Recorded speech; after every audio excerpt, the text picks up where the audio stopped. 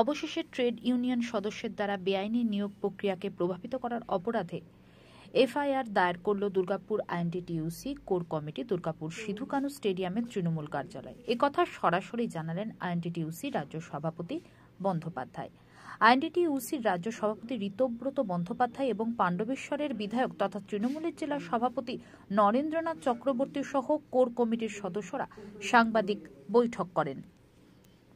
কিন্তু সেদিন লাগাবার কাজ শুরু হবে এবং এই যে যা আজকের যে কমপ্লেন আমরা করেছি তার ভিত্তি কিন্তু এই হোয়াটসঅ্যাপে আসা অসংখ্য কমপ্লেন, মানে এক গোপন থাকে, গোপন থাকবে তাদের নাম স্বাভাবিকভাবেই।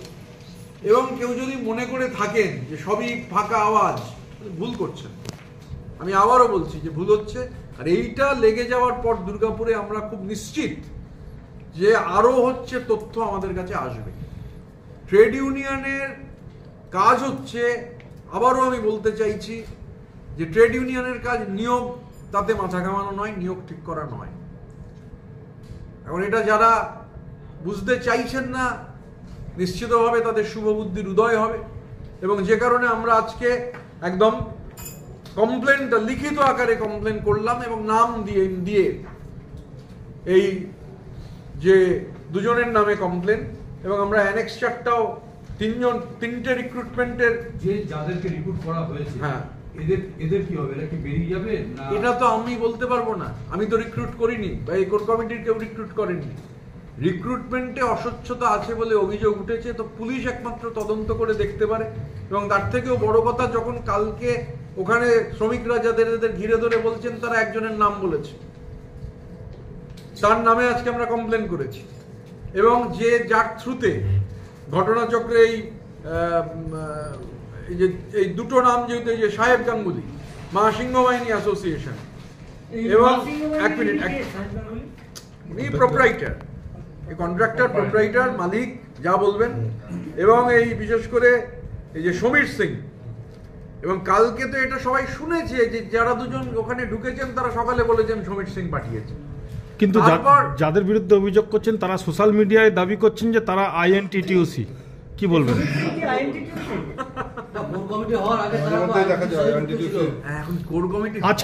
আজকেও তারা দাবি করছে তারা আইএনটিটিইউসি। শুভেচ্ছা রইল, লাল গোলাপ রইল। এখন বাজে কটা? এখন বাজে হোপফুলি আরেকটু মানে আমি এটুকু বলতে পারি, রাজ্য আইএনটিটিইউসির সভাপতি হিসেবে উনি যদি আইএনটিটিইউসিও হন, মানে স্বঘোষিত আইএনটিটিইউসি, তবুও তো কোর কমিটি আজকে ওনার বিরুদ্ধে কমপ্লেন করছে। উনি কি বলছেন দ্যাট ইজ নট ইম্পর্টেন্ট। এবং এখানে দুর্গাপুরে আপনারা তো দেখেছেন যে জেলা কমিটি ডিফাং করা হয়েছে। জেলা কমিটি ডিফাং করে দুর্গাপুরে কোর কমিটি করে দিয়েছে, পার্টি করেছে। আপনি বারবার বলছেন যে শ্রমিক নিয়োগে যাবে না বা শ্রমিক স্বাস্থ্য রক্ষা করবে, আপনারা ইন্ডাস্ট্রির উপর ফোকাস করছেন বারবার। কিন্তু দুর্গাপুরে একাধিক বেসরকারি হাসপাতাল আছে যেখানে শ্রমিক যারা কাজ করে তাদের বেতন ন্যূনতম, প্রচুর শোষণ তাদের, 8 ঘন্টার জায়গায় 12 ঘন্টা ডিউটি। এইটার উপরে আপনারা কেন ফোকাস করছেন? আমরা সবে, মানে এর তো সুইচ টেপা সুইচ বন্ধ করা নয়, আর আমরা কেউ রোবটও নই।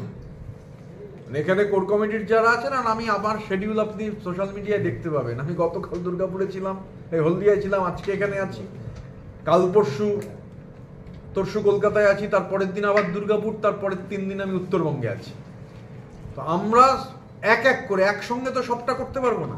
ইতিমধ্যেই আমাদের কোর কমিটি, আপনি যে পয়েন্টটা বললেন যে ন্যূনতম এই যে 8 ঘন্টা 12 ঘন্টা, এই যে কেন্দ্রীয় সরকার দেশের সমস্ত শ্রম আইন, 29টা শ্রম আইনকে বাতিল করে দিয়ে শ্রম কোড চালু করেছেন, যে শ্রম কোডের মূল কথা 8 ঘন্টার বদলে 12 ঘন্টা পর্যন্ত কাজ করতে হবে। মমতা বন্দ্যোপাধ্যায় প্রথম রুখে দাঁড়িয়েছেন, বলেছেন এটা করা যাবে না। এবং মমতা বন্দ্যোপাধ্যায়ের আপত্তিতে, যেহেতু এটা একটা স্টেট সাবজেক্ট বা সেন্ট্রাল সাবজেক্ট নয়, কনকারেন্ট লিস্টে রয়েছে, এখনো কিন্তু শ্রম কোডটা সারা দেশ জুড়ে ইমপ্লিমেন্ট করা যায়নি। মমতা বন্দ্যোপাধ্যায় এখানে করতে দেবেন না। তামিলনাড়ুতে এম কে স্টালিন বিরোধিতা করেছেন। এবার অনেক এজেন্সি, কেন্দ্রীয় সরকার, পোর্ট কেন্দ্রীয় সংস্থা, সেখানে 12 ঘন্টার কাজ। আমরা এই সব ম্যাটারগুলো ইতিমধ্যেই আমাদের কোর কমিটি, আমি আজকে স্পেসিফিক্যালি আমাদের কমপ্লেনটার এটা নিয়ে বললাম, কিন্তু কোর কমিটি অলরেডি আরও কিছু জায়গা নির্ধারণ করেছে শ্রমিক ছাঁটাইয়ের প্রস্তাব।